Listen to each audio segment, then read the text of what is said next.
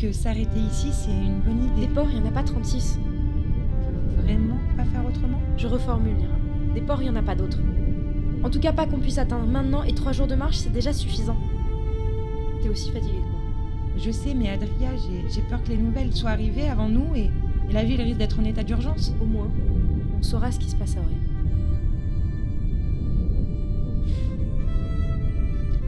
On ne peut pas traverser le royaume de Bellegria, donc on peut aussi tenter d'atteindre les terres Vizarak à la nage, mais on a besoin d'un bateau, et pour ça, on a Taldrin. Hé Est-ce que je peux voir votre autorisation d'entrée sur le territoire?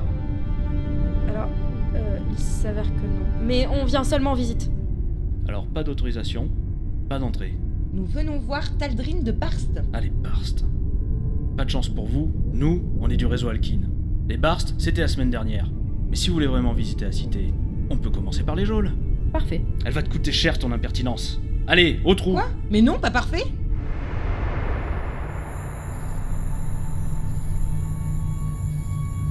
Tu te rends compte que j'ai été élevée et éduquée pendant 17 ans pour pouvoir un jour utiliser la magie.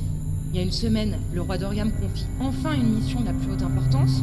Il dit que t'es la seule à qui je peux faire confiance, que t'es notre seul espoir pour le monolithe. On a dû fuir la capitale alors qu'elle était attaquée. On sait même pas s'il y a un survivant. Tout ça pour moisir en prison à 100 km d'Oria. Taldrin est la négociatrice des Barst. C'est la 2e tête pensante du réseau et une amie. On restera pas ici très longtemps. On est en guerre, Adria. On n'a plus le temps pour les magouilles et les marchandages. Si, justement. Et voilà les Oriennes. Alors, que nous vaut le plaisir?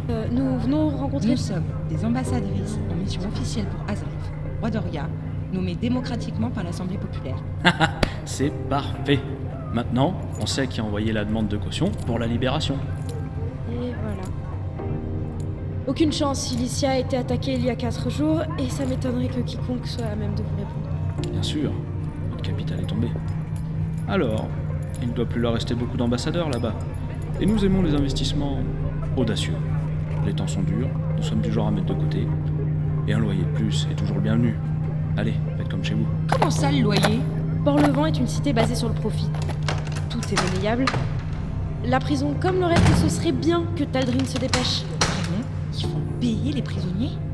Et c'est pas une auberge, c'est des cages posées sur de la paille, avec un mélange d'odeurs à faire pâlir un morxos. T'as déjà mis les pieds dans une tanière de morxos? Non. Seuls les chasseurs les plus courageux ont eu l'occasion. Arrête. C'est ce qu'on raconte aux enfants pour leur faire peur. D'accord, le venin de morxos, ça pique un peu et il pue la mort. Mais d'une, on en tire une boisson délicieuse, et de deux, ils sont pas si sauvages que ça. Tu bois du Mirx?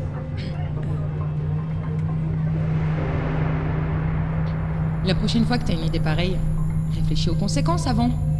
2 jours qu'on croupit ici, et ta superbe amie Taldrin, bah, elle a toujours pas pointé le bout de son nez.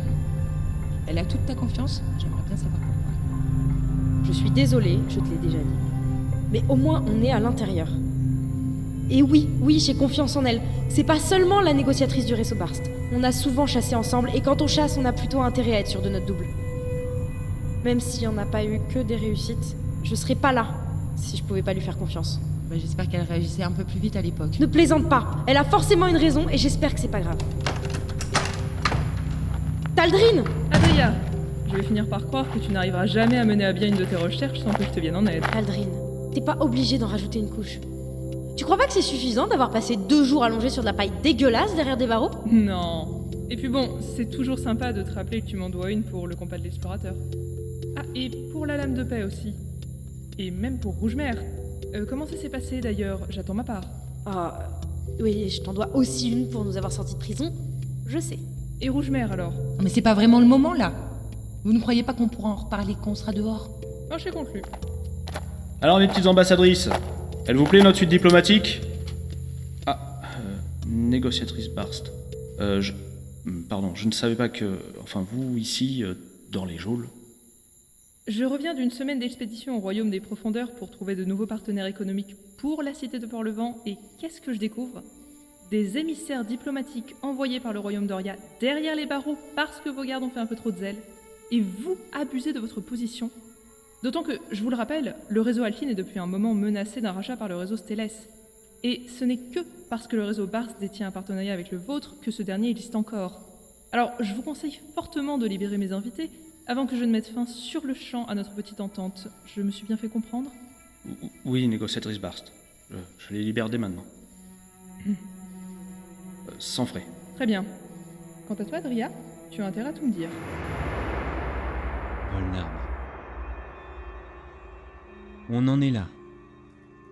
Ce n'est pas que ça m'enchante, cher ami, mais oui, nous en sommes là. Malheureusement.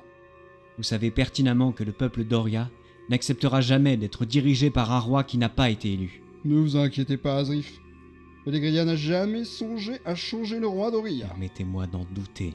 Oh, je vous le permets, mais je vous assure que votre peuple ne verra pas la différence. Nous avons déjà vu ce que vous avez fait à notre capitale, nos proches, et nous ne vous le pardonnerons pas.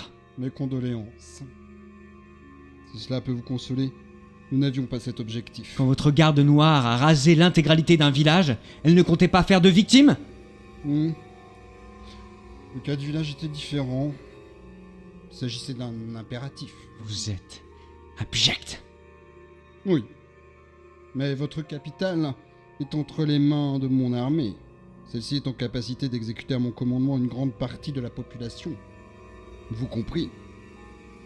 Que diriez-vous de renouveler complètement votre pathétique assemblée populaire ? Allez en enfer. Oh, mais nous y sommes. Je n'ai pas le temps pour votre humour de despote. Vous faites fausse route. C'est bien une remarque de démocrate. Le despotisme a ses avantages. Il y a des impératifs, des urgences. Et quand j'entame une politique, quelle qu'elle soit, je n'ai pas à m'encombrer d'inutiles débats au sein d'une assemblée qui ne sera jamais d'accord. Je préfère passer outre. Je représente le peuple. Je suis la démocratie, puisqu'ils m'ont choisi. Vous prétendez avoir été choisi ? Il me semble pourtant que vous avez hérité de votre titre à la mort de votre père. C'est exact. Mais vous ne connaissez pas très bien la tradition bellegrienne.